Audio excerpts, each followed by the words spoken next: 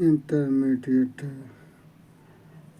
पाठ्यक्रम से पवन दूतिका नामक पाठ से यह पद्यांश है। बैठी खिन्ना एक दिवस वे गेह में थे अकेले, आके आंसू दृग युगल में थे धरा को भिगोते। आई धीरे इस सदन में पुष्प संगंध को ले, प्रातः वाले सुपवन इसी काल वातायनों से। संतापों को विपुल बढ़ता देख के दुखिता हो, धीरे बोली स दुख उससे श्रीमती राधिकायों।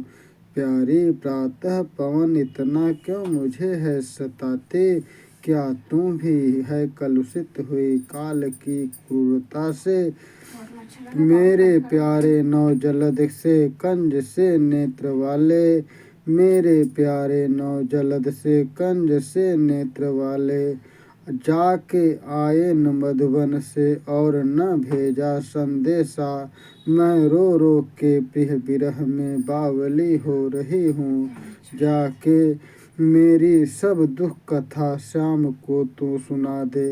प्रस्तुत पद्यांश में राधिका जी ने पवन को दूत बना करके दूतिका बना करके भेजा है। वह एक दिन खिन्न हो करके अपने घर में अकेली बैठी हुई थी और श्री कृष्ण की याद में रो रही थी और उनके आँखों से आंसू निकल रहे थे और वह धरती पर गिरकर धरती को भिगा रहे थे। उसी समय उस स्थान पर उनके घर में धीरे से सुगंध के साथ पुष्पों की सुगंध लेकर के प्रातःकालीन सुंदर हवा झरोखों से आई।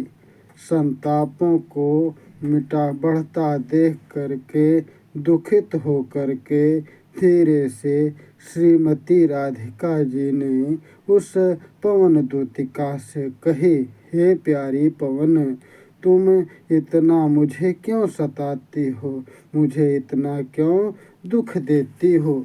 क्या तू भी कलुषित हो गई हो उस काल की कठोरता से।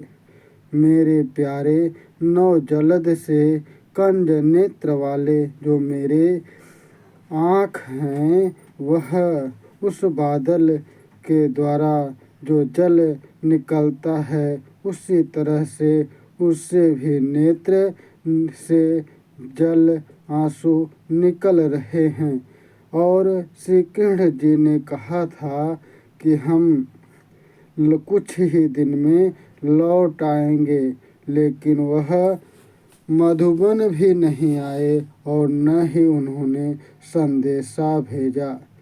राधा जी उस प्रिय विरह में, उस श्री कृष्ण जी के विरह में बावली पागल सी हो करके मानो रो रहे हैं और जा कर के कहती हैं उस पवन दूतिका से, हे पवन दूतिका, तुम जा कर के मेरी जो दुख कथा है उस श्याम को, उस श्री कृष्ण को सुना देना और हमारा दुख दर्द उससे बता देना। इस तरह से इस पद्यांश को पढ़ें और इसके अर्थ को जानें। हमारे चैनल को लाइक, सब्सक्राइब, शेयर और कमेंट करें। धन्यवाद।